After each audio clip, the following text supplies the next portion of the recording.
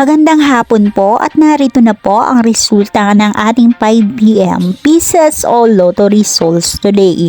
At para po sa draw natin ngayon ay ang 3D Lotto at ang 2D Lotto.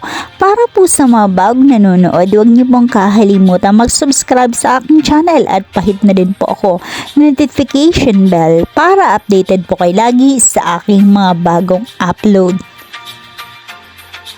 And for 2D Lotto, 5 p.m. draw, 13 and 30 in exact order. For 3D Lotto, 5 p.m. draw, 1, 3, and 2 in exact order. Maraming salamat po sa inyong panonood.